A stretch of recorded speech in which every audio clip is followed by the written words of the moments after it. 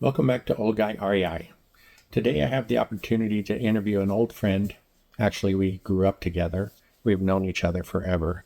And he was willing to come on and share some of the good, the bad, and the ugly that he's run across in his real estate journey. And I think that's important for us newer investors to hear because it could help us make fewer mistakes in our journeys and just be prepared for what might be coming.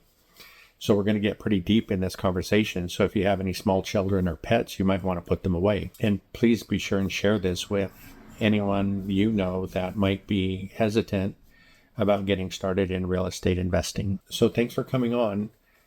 Can you give us a brief description of who you are and where you are?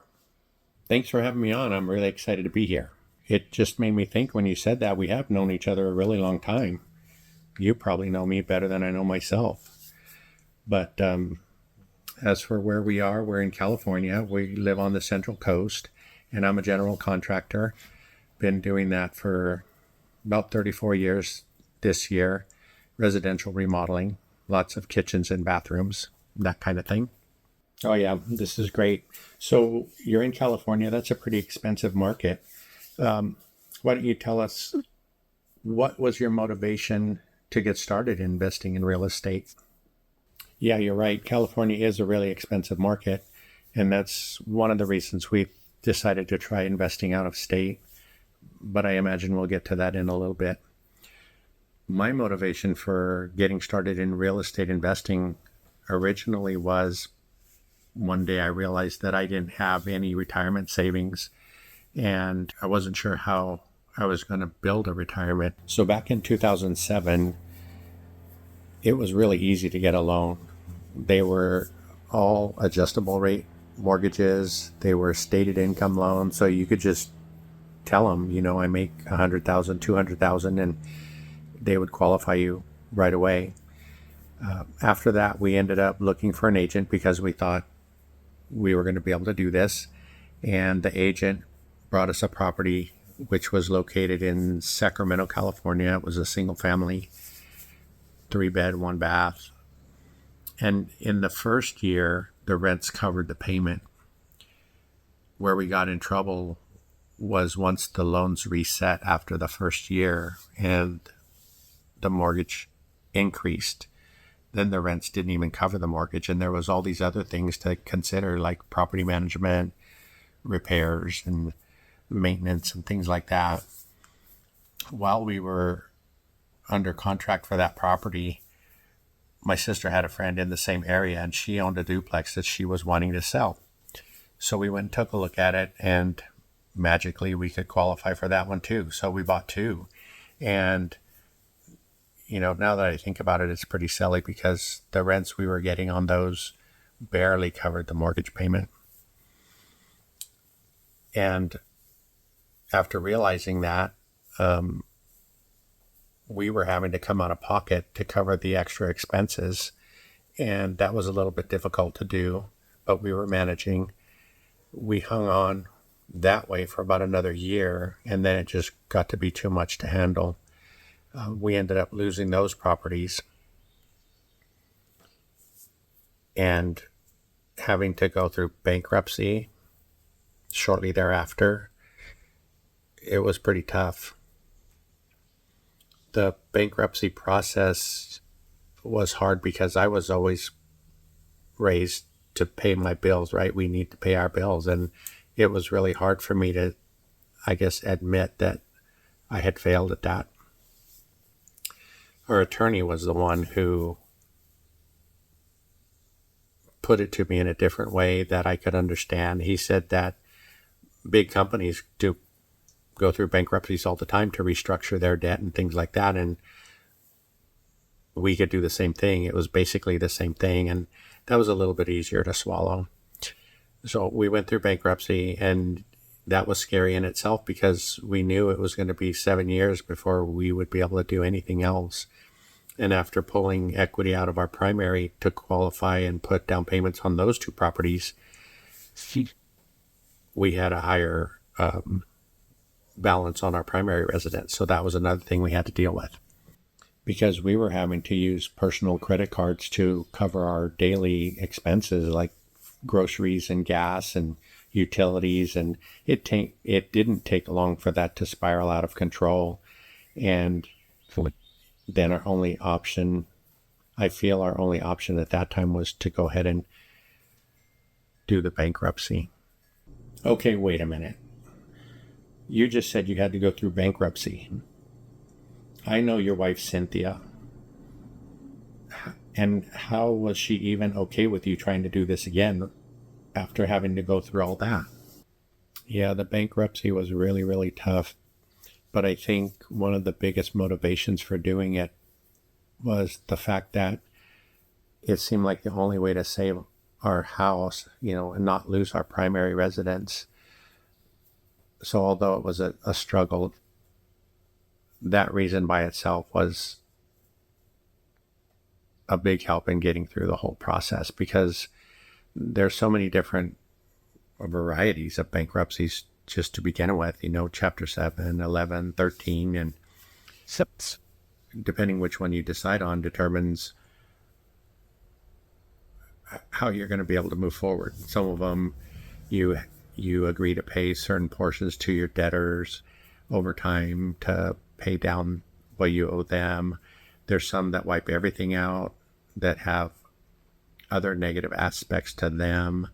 So we were really happy and lucky that we got a great attorney, and she explained all of that to us to help us make the right decision. And going through the bankruptcy, we had to surrender those 2 properties, and pretty much came out with a clean slate, except for that fact that we weren't going to be able to establish new credit for some time. That sounds like a really tough spot to be in, and a horrible experience to have to go through. Why didn't you just give up right there? What made you think that real estate was the thing that was going to help you in your future, and what next steps did you take to keep moving forward? So the bankruptcy mess finalized in 2010, and we realized we just had to continue on. There were several years ahead of us that we couldn't really do anything. So we just got back to work and started saving what we could. And at the time, I wasn't really thinking about real estate again. But later on, I was getting older and older and still didn't have the retirement accounts or anything like that. So probably around 2018, we started working on our credit after that 7 years had passed. And then we got our credit in better shape. We had a little bit of savings, and I was doing some research on retirement accounts, thinking I was going to open a retirement account and fill it up so I could have a retirement.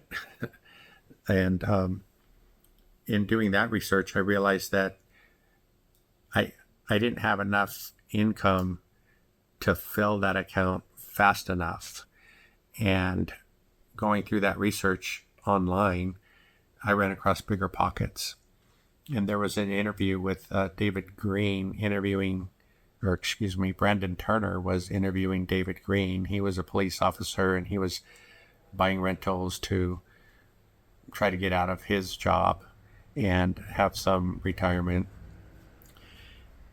And that just sparked a thought in me. It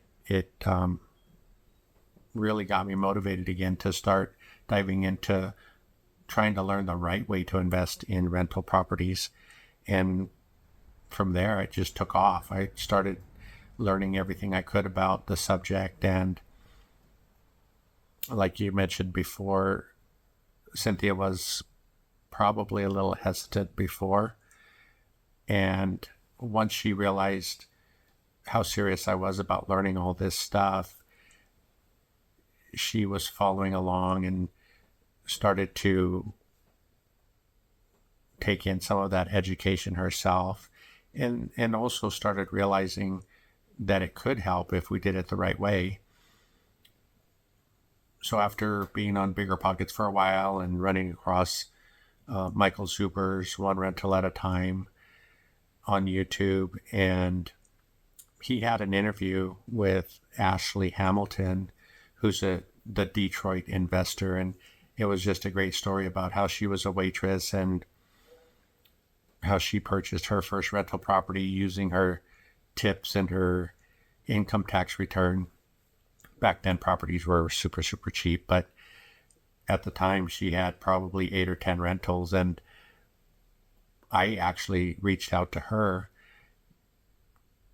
with the thought that I might be able to pick up properties there as well.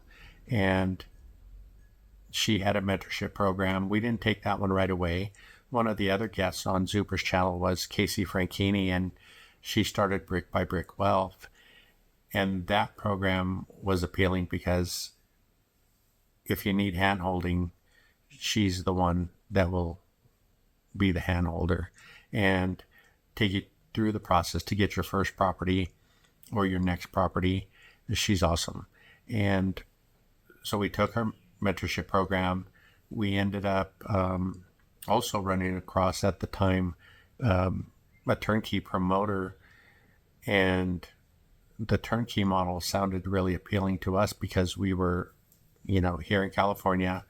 It sounded like a good thing where companies buy properties, renovate them, and sell them to investors, and everything is like new. That wasn't the case. We found that out because we had a few turnkeys under contract, and probably 3 or 4 in that first year in 2019, 2020, and they all fell through. Eventually, we did come across a so-called turnkey. It was a triplex in Missouri, and we thought, we were ready to go. We had a down payment. Our credit was good, and what else did we need? So we started to look for lenders, and we found a lender, and through the qualification process, they let us know that our debt-to-income ratio was too high. I didn't know what a debt-to-income ratio was. So that was our first stumbling block. But the turnkey promoter had suggested trying a different lender. So we did, and they qualified us right away. So the education really started when we started that process of looking for properties and qualifying and all of that. So we ended up finally getting that property in 2021. We bought our first property, and that's where it all started. Okay, so it sounds like the first part of your journey was all bad and ugly, but now it's 2021. You've acquired your first property on your second attempt at real estate investing. It's a triplex. You're getting 3 rent checks coming in. This is where the good starts, right? Yes and no. We thought we were going to be getting 3 rent checks. Okay, wait a minute. I'm confused. You have a triplex. You should be getting 3 rent checks. What happened? Well, yeah, so we bought the triplex, and it was vacant when we bought it, so we needed to fill it with tenants. And this story has so many twists and turns. First off, I picked a property management company that wasn't very good at all. They were about 45 minutes. They were based 45 minutes from the property. And after a while, I realized they didn't go to the property, to the town where the property was at, unless they had other things to do in that town. So they weren't going very often. They weren't showing it regularly. And when we took the property over, I was thinking I was going to get to pick all of our tenants, but the turnkey provider found a tenant and rented a unit to her. And at first I was upset, but it turned out to be a good thing after a while, because they were getting $650 a month for one of the units. The mortgage on the property is it was $900 at the time. So thankfully, that tenant was paying the majority of the mortgage payment. So after I realized that it was a blessing in disguise, I was okay. So the property management company that we had in the first place, after probably 4 or 5 months, we were paying the mortgage payment for all that time. And that's why it's super important to have reserves. And I started looking around for other property management companies in that area. And I started to fill out a survey one day. And then the questions got a little bit, I guess, too serious for me at the time. So I stopped. And then a couple of days later, I got a phone call from a guy, and he said, I noticed you started to fill out this survey and you didn't complete it. Is there something I can help with? And he ended up being a property manager closer to that town, probably 20 minutes away. And I told him my story. We were with this big property management company, and it had been months, and they hadn't gotten any decent applicants and things like that. So he asked if it was okay for him to go by and take a look at the property. And this was dead winter, like January of that year. And he said, he'd be happy to take a look, see what the property looked like, and see if he could help us. So we hadn't signed up to do anything with him, and I thought that was a nice gesture. So I agreed, and he went out, took a look, got back to me right away, said, yeah, the property looks pretty decent. I think you could definitely make some money on it, and I can fill the units for you if you want. So that day I fired the other property management company. He took over, and probably within the first 3 weeks he had the other units filled. And then the checks started coming in, and it felt really good. It felt like we were having success, with our first property, and our first success in almost 20 years.